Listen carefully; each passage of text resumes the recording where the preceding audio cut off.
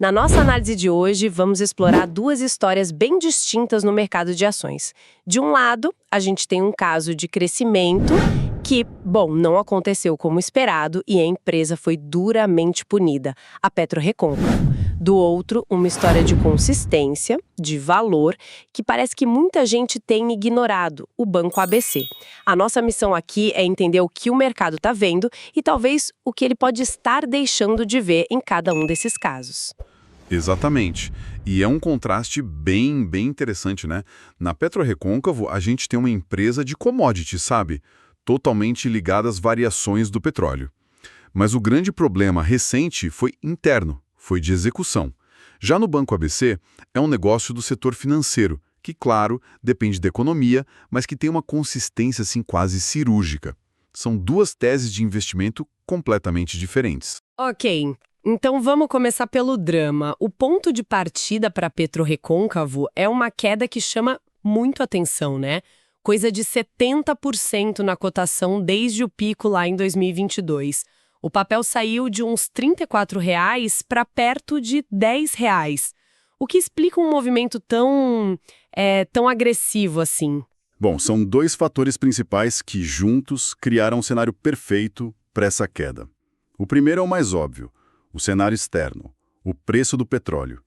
Tinha uma correlação muito, mas muito clara entre o valor da empresa e o preço do barril. Em 2022, naqueles picos, o barril estava sendo negociado acima de $100. Hoje está ali na faixa dos 60. Só isso já impacta direto a receita, o caixa que a empresa consegue gerar. Certo. O preço da matéria-prima caiu, a ação da empresa que extrai o produto foi junto. Isso faz todo sentido. Mas uma queda de 70% parece um pouco desproporcional. Isso me faz pensar que o segundo fator que você mencionou tem um peso ainda maior, certo? Exatamente. O ponto central da desconfiança do mercado não é nem o preço da commodity, mas sim a produção. A empresa, de forma consistente, tem entregado um volume de extração bem abaixo das expectativas que ela mesma ajudou a criar, né? Para se ter uma ideia, com base nas reservas provadas da companhia, que é uma métrica super segura, a produção esperada seria de 31 mil barris por dia, e as estimativas mais antigas, mais otimistas, chegavam a falar numa meta de 37 mil barris por dia em 2025. E o que foi que eles entregaram de fato? A realidade ficou bem longe disso. Se a gente olhar os dados mais recentes, a média de produção em dezembro de 2025 foi de 24.900 barris por dia. A média do ano de 2025 inteiro foi um pouco melhor, 26.500. Mesmo assim, a gente está falando de uma produção quase 30% abaixo daquelas estimativas do passado. E no mercado, né, promessa de crescimento que não se cumpre. É punida severamente. Com certeza, a punição é muito forte. Pois peraí, de que adianta a gente olhar para a estrutura financeira se a empresa parece não conseguir executar a sua atividade principal, que é tirar o óleo do chão na velocidade que prometeu? O mercado não tem toda a razão em punir essa falha? Essa é a grande questão e é um ponto super válido. A execução é, sem dúvida, o foco de maior atenção. Mas o que torna o caso interessante é que, enquanto essa história de crescimento era punida, a estrutura da empresa se mostrava uma fortaleza. E é essa dualidade que cria todo o debate. Essa solidez financeira dá para a empresa tempo, dá fôlego para ajustar a rota. Certo. Então vamos olhar para essa fortaleza. Quais são os pilares que sustentam a empresa, mesmo com a produção mais fraca? O primeiro pilar é o custo de produção, que é muito competitivo. Por ser uma exploração em terra, o custo de extração é baixo, $15,50 por barril. Se a gente somar todos os outros custos, administrativos, royalties, tudo, o preço para a empresa ficar no 0 a 0 é de uns $29 por barril. E a que preço eles venderam petróleo recentemente? Nos dados do terceiro trimestre, o preço médio de venda foi de $58 por barril. Ou seja, mesmo com o petróleo bem abaixo dos picos de $100, a empresa ainda fez uma margem de $29 em cada barril. Isso garante que ela gere caixa livre positivo, o que é fundamental. Ela não está queimando dinheiro para operar, sabe? E a dívida? Porque muitas empresas do setor se alavancam demais e quando o ciclo vira, a coisa complica. Esse é o segundo pilar. A saúde financeira é excelente. A alavancagem é de apenas uma vez. É um nível muito baixo, muito confortável. O custo dessa dívida também é baixo, de 6,5% ao ano. E talvez o mais importante, não tem pagamentos de dívida relevantes para 2026 e 2027. A próxima amortização grande é só lá em 2028. Ou seja, eles não estão com a corda no pescoço para pagar dívida de curto prazo. E eles se protegem de alguma forma contra a queda do petróleo? É possível fazer isso? Sim, e é uma prática bem prudente de gestão. Eles usam o que o mercado chama de hedge, que funciona como um seguro. Para o ano corrente, 57% da produção estimada está protegida. Isso se divide em 35% da produção de petróleo e quase 90% a de gás. Isso dá uma previsibilidade muito maior para o caixa, né? Independentemente do que aconteça com os preços no mercado. Ok, então a gente tem uma contradição aqui. De um lado, mercado vendendo as ações, olhando só os dados de produção. Do outro, uma empresa com finanças muito sólidas. E parece que tem um terceiro grupo com uma visão bem particular, que são as pessoas de dentro da própria companhia, que estão comprando ações. Isso sinaliza uma desconexão enorme entre a percepção de fora e a confiança de dentro, não? Exatamente. É um dos sinais mais fortes que se pode observar. Nossos estudos mostram que, em vários meses, diretores e conselheiros compraram ações da empresa ali na faixa de preço entre R$ 18 e R$ 20,59. A gente está falando de pessoas que têm a informação mais profunda sobre a operação no dia a dia. Tem que algum caso específico que se destaca nesse movimento? Sim, o caso de um membro do conselho, o Eduardo Sintra, é bem emblemático. Em maio de 2021, ele tinha 3,6% da empresa. De lá para cá, ele veio comprando consistentemente. Em janeiro de 2026, a participação dele já tinha chegado a quase 5,9%. A leitura é clara. Apesar dos problemas operacionais, quem está lá dentro parece acreditar muito na recuperação e no valor de longo prazo. Entendido. Então, com a Petro Reconcavo, a história é de uma promessa de crescimento que foi quebrada e a grande questão é se a solidez financeira consegue bancar essa virada. Agora, vamos virar a chave para uma história totalmente diferente. E quando a empresa entrega tudo de forma consistente, mas o mercado parece não dar o devido valor. Parece ser o caso do Banco ABC. É a transição perfeita. O Banco ABC é o oposto do drama. A análise inicial dos números realmente sugere que ele está sendo negociado a múltiplos baixos. Com a cotação ali na região de R$ 24, o preço sobre lucro está em torno de 5 vezes. Historicamente, o mercado pagava entre 9 e 10 vezes pelos lucros desse banco. É como encontrar um carro de luxo com motor impecável sendo vendido pelo preço de um popular. A primeira pergunta é: qual é a pegadinha? Exato. Qual é a pegadinha? O que justifica essa avaliação que parece tão descontada? Para entender isso, a gente precisa olhar o modelo de negócio. O ABC não é um banco de varejo como os grandes que a gente conhece. Ele é um banco de nicho, focado só em atender empresas, mais especificamente companhias de médio e grande porte. A carteira de crédito deles, que hoje é de R$ 52 bilhões, é toda para o mundo corporativo. Ok, crédito para empresa, só arriscado.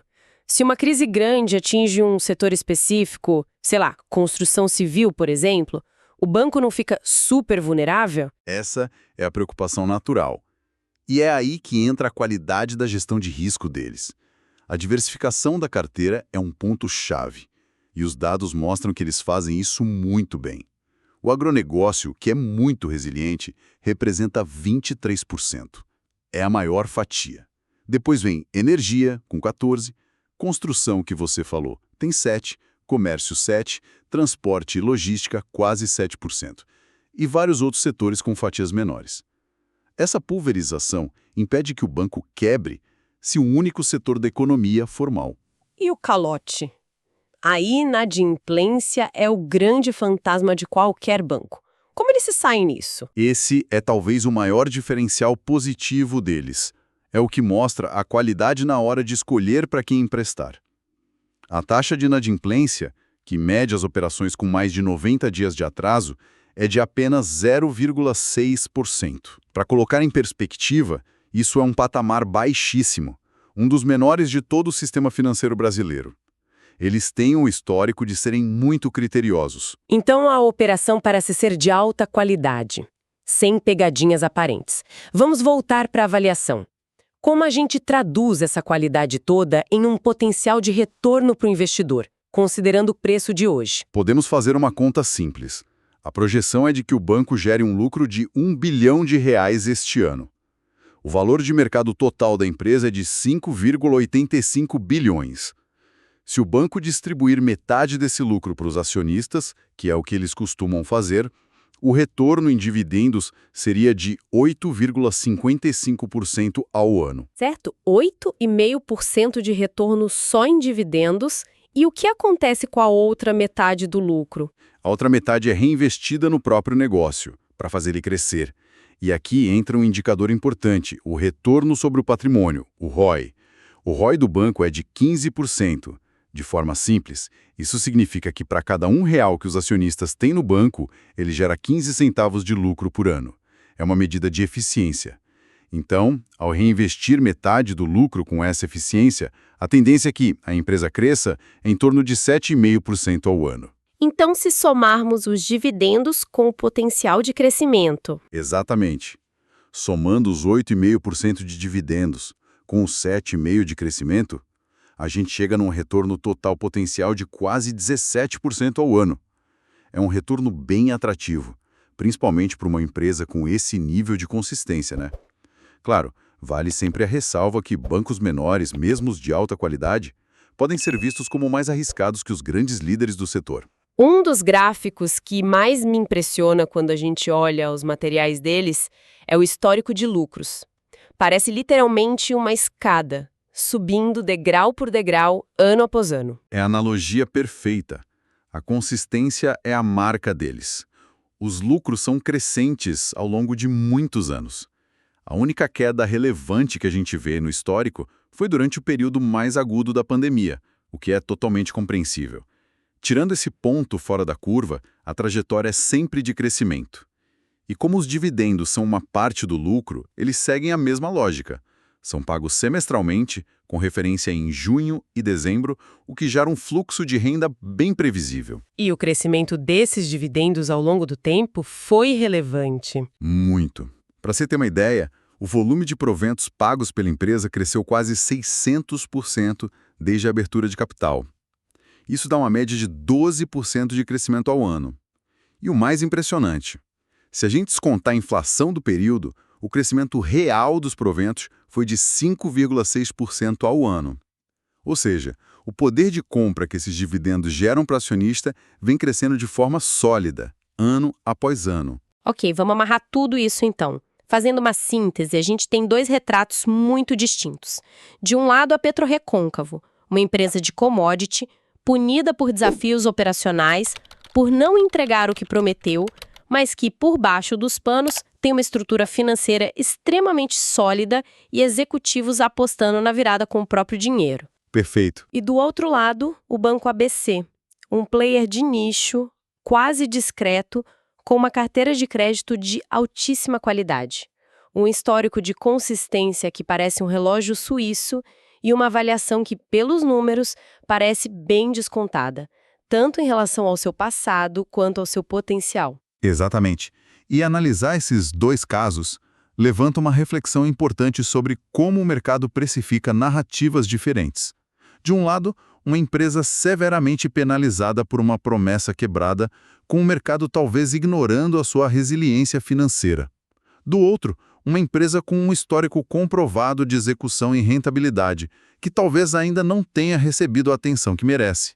A questão a se ponderar é: em qual desses cenários o desalinhamento entre o preço de agora e o valor fundamental de longo prazo pode ser maior? Aqui vai um resumo rápido sobre a situação de duas small caps.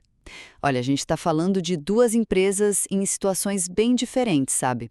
De um lado, você tem uma petroleira passando por um momento bem complicado, e do outro, um banco super sólido que parece estar barato. Então, primeiro vamos falar da PetroRecôncavo. Imagina só, as ações da empresa caíram tipo 70% desde o pico lá de 2022. Foram de uns R$ 34 para a casa dos R$ 10. E por que isso? Bom, o principal motivo é que a produção ficou bem abaixo do esperado, 28% a menos.